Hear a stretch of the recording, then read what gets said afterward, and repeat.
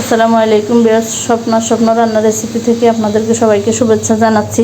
আজকে আমরা দুটি রেসিপি দেখাবো। একটা হচ্ছে কবুতর ভুনা ও আরেকটা হচ্ছে কই মাছ ভুনা। প্রথমে একটা কবুতরকে আমরা কেটে সুন্দর করে পরিষ্কার করে ধুয়ে তারপরে লবণ দিয়ে মেখে রেখেছিলাম। এরপর তেল বসিয়ে তেলের মধ্যে আস্ত কবুতরটাকে ছেড়ে দিয়েছি। লাড়কি চুলায় আগুন বেশি হওয়াতে আমি চুলা থেকে নামিয়ে রাখলাম, যেহেতু পোড়া না যায়। এখন আমি ব্লেন্ড করা আদা, রসুন, পেঁয়াজ বাটা সব একসাথে দিয়ে দিচ্ছি। দিয়ে এই আদা, রসুন, পেঁয়াজের মধ্যেই কিন্তু কবুতরটাকে ভেজে নিব। লাড়কি চুলায় আগুন বেশি পড়তেছে, তাই বেশি আগুনে ভাজা যাবে না। আমি নামিয়ে বারবারে এটাকে ভেজে নিচ্ছি। আর সাথে 3-4টা কাঁচামরিচ দিয়ে আরও কতক্ষণ ভেজে নিব। রেডি হয়ে গেল আমার কবুতর ফ্রাই। পরিবেশনের জন্য আমি রেডি করে নিলাম। আমার এই কবুতর ফ্রাইটা কার কার ভালো লেগেছে অবশ্যই আমাকে কমেন্ট বক্সে জানাবেন। এখন আমরা চলে যাব আরেকটা রেসিপিতে, সেটা হচ্ছে কই মাছ ভুনা।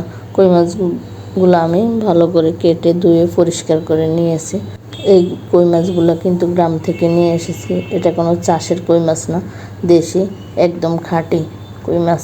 কই মাছগুলোর মধ্যে আমি আমার স্বাদ অনুযায়ী লবণ দিয়ে এগুলোকে মাখিয়ে নিব। কই মাছগুলোতে এখন একটু পানি বের হবে, সেগুলো আমি চাটনিতে ছেঁকে নিব, যেহেতু কই মাছে কোনো পানি না থাকে।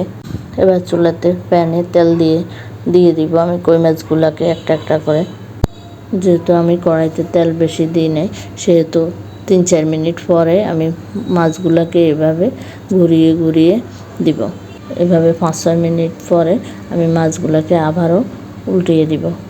মাছগুলো যতক্ষণ পর্যন্ত মচমচে না হয়, এভাবে ধাপে 5-6 মিনিট পরে আমি এভাবে উল্টিয়ে দিয়ে মাছগুলোকে বেছে নিব। সবগুলো মাছ এখন আমি আলাদা উঠিয়ে নিব। এই দেশি কই মাছগুলো কারা খেতে পছন্দ করেন অবশ্যই আমাকে কমেন্ট বক্সে জানাবেন।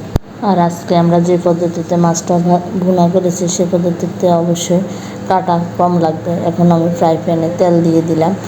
পেঁয়াজ, রসুন, কাঁচামরিচ 3টাই আমি কুচি করে নিয়েছি মাছগুলোকে ভুনা করার জন্য। এই প্যানের মধ্যে প্রথমে রসুনটা দিয়ে দিলাম। রসুনটা 2 মিনিট তেলের মধ্যে নাড়াচাড়া করার পরে দিয়ে দিব আমি এখন পেঁয়াজ কুচি, কাঁচামরিচ কুচি। এগুলো তেলের মধ্যে 3-4 মিনিট ভাজার পরে আমি দিয়ে দিব আবার মাছগুলোকে। পেঁয়াজগুলো একদম পুরোপুরি না হওয়া পর্যন্ত অপেক্ষা না করে কাঁচা অবস্থায় থাকতে মাছগুলোকে দিয়ে দিব। কারণ মাছগুলো যখন আবারও একটু ভাজবো তখন পেঁয়াজগুলো মোটামুটি কাঁচা অবস্থা থেকে বেরেস্তা আকার হয়ে আসবে। এবার মাছ ও পেঁয়াজগুলোকে আমি আলতোভাবে আস্তে করে নেড়ে দিব। একদম জোরে নাড়বো না, নাড়লে মাছগুলো ভেঙে যাবে। মাছগুলোকে মৃদু তাপে ভেজে নিব। আসলে এইসব রেসিপিগুলো করতে ধৈর্য সহকারে করতে হয়, অধৈর্য হলে চলে না।